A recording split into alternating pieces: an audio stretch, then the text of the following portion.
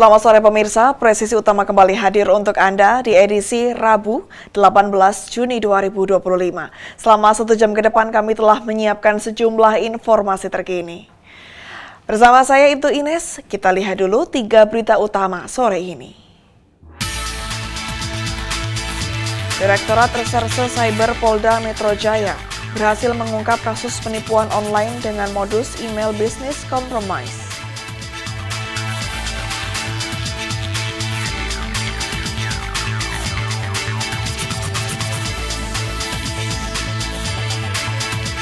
Polsek Ciputa Timur Polres Tangerang Selatan mengungkap kasus pembunuhan dengan korban seorang wanita.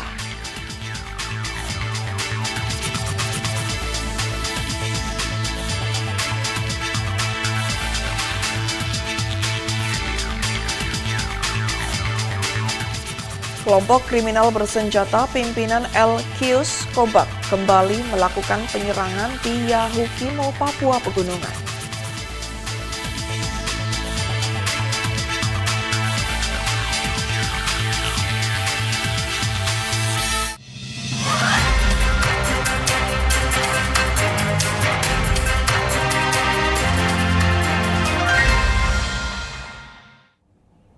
Direktorat Reserse Cyber Polda Metro Jaya berhasil mengungkap kasus penipuan online dengan modus email business compromise. 2 orang warga negara asing diduga terlibat. 1 telah ditangkap dan 1 lainnya masih DPO.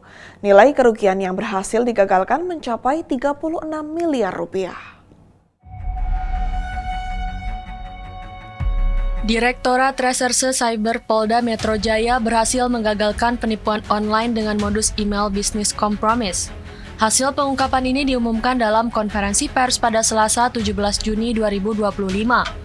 Konferensi pers dipimpin oleh Kabid Humas Polda Metro Jaya, Kombes Pol Ade Arysyam Indradi, didampingi Kasubdit Penmas AKP Reonald Simanjuntak dan personel Subdit Tricyber.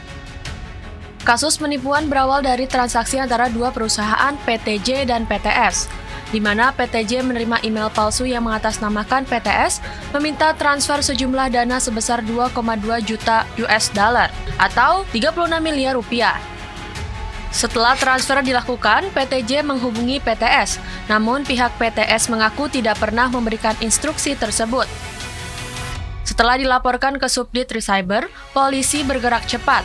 Tersangka berinisial OIO berhasil ditangkap di sebuah bank di Greenfield, Jakarta Barat. Tersangka sudah menarik 1,6 miliar rupiah untuk kepentingan pribadi.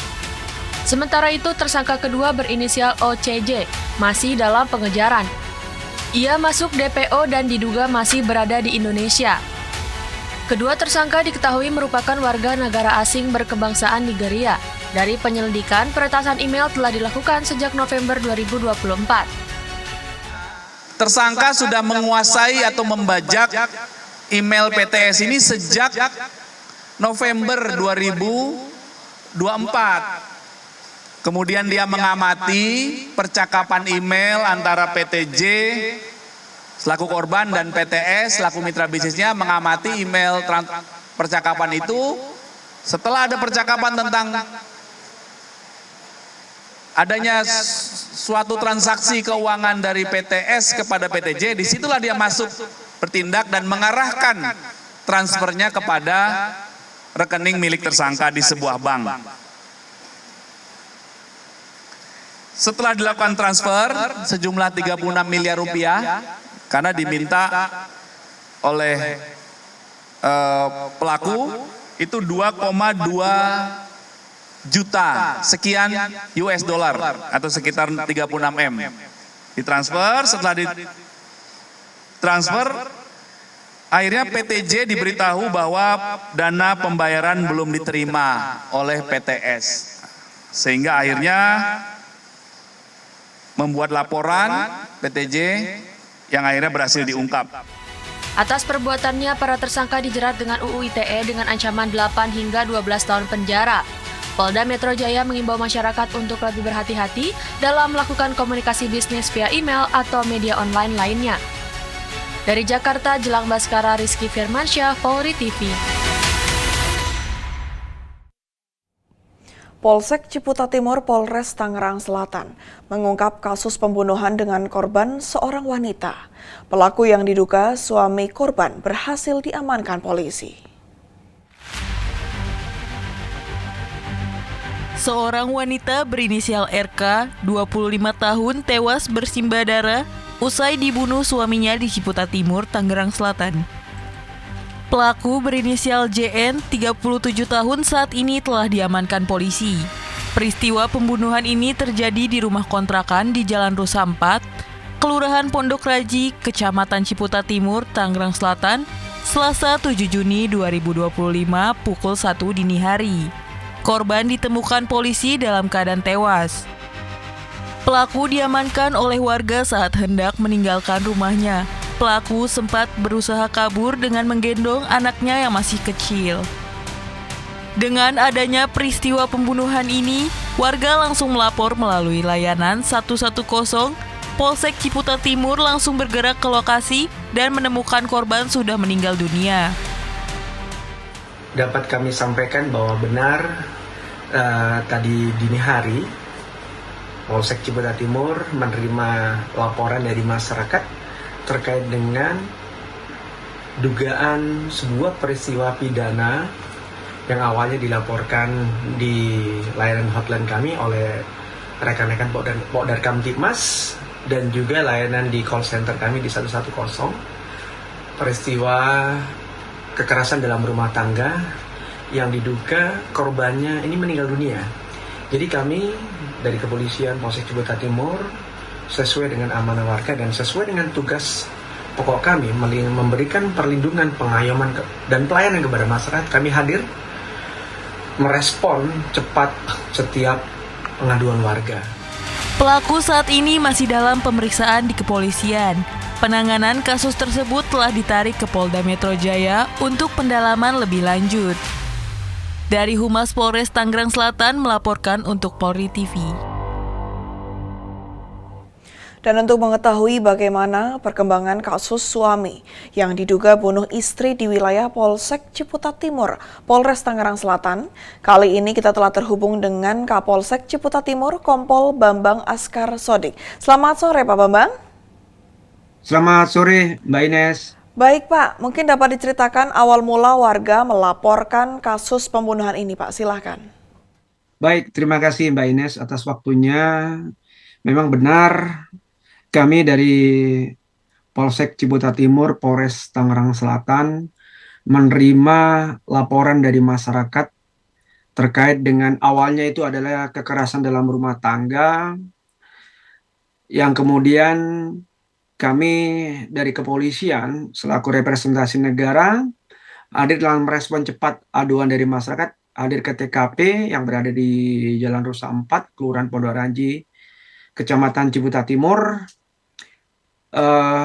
lengkap dari tim piket fungsi, dari unit reskrim, dari perwira pengawas dan semua piket yang turun di pada saat itu. Pertama-tama kami mengamankan TKP atau membuat status quo lokasi kejadian. Selanjutnya kami melakukan pemeriksaan, meminta keterangan dari beberapa saksi, ada 4 orang saksi yang kami minta keterangan. Sampai akhirnya kami langsung ke TKP dan alhamdulillah tidak berapa lama kami pun langsung mengamankan terduga pelaku yang ternyata adalah suami dari korban.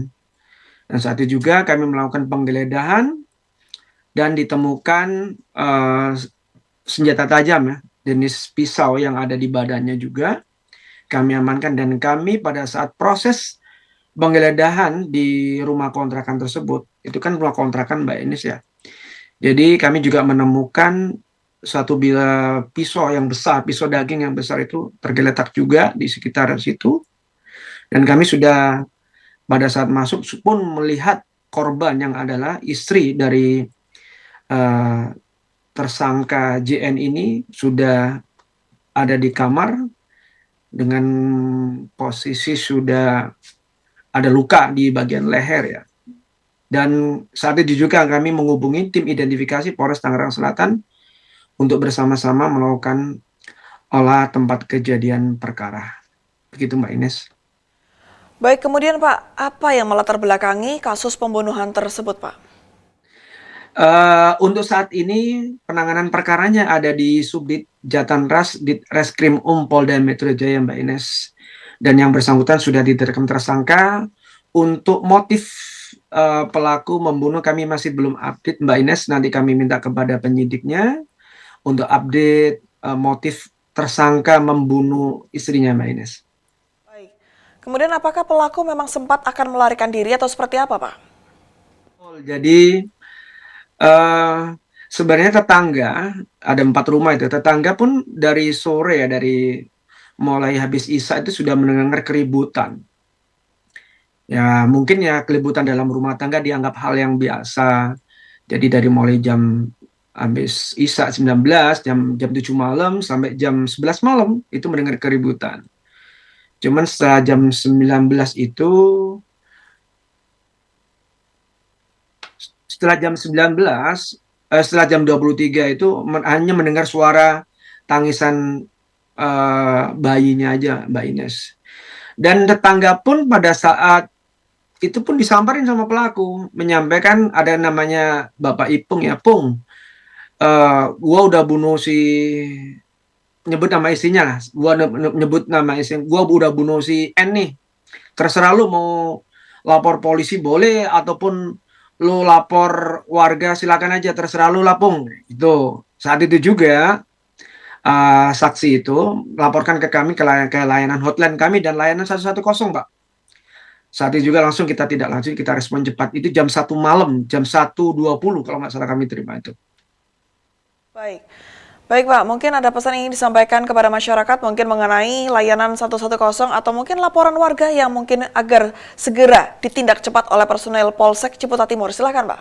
Baik, terima kasih Mbak Ines. Imbauan kami kepada seluruh warga masyarakat di Kecamatan Ciputat dan Ciputat Timur dan seluruh warga Tangerang Selatan dan warga seluruh Indonesia, silakan manfaatkan semua portal-portal kami, baik yang ada di semua platform media sosial, media yang ada, silakan untuk melaporkan, dan layanan hotline kami yang tersedia 24 jam kami ada, dan layanan call center 110 free.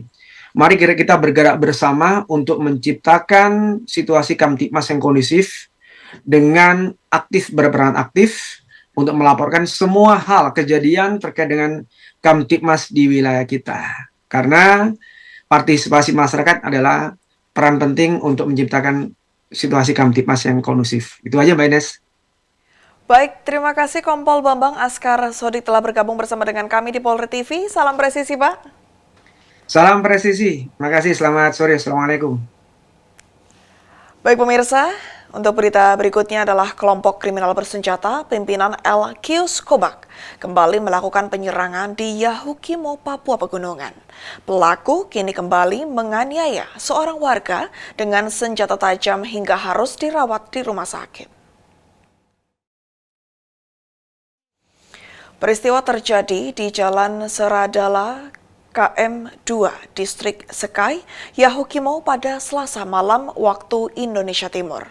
Korban berusia 29 tahun merupakan seorang wira swasta berasal dari Banten yang bertempat tinggal di Yahukimo.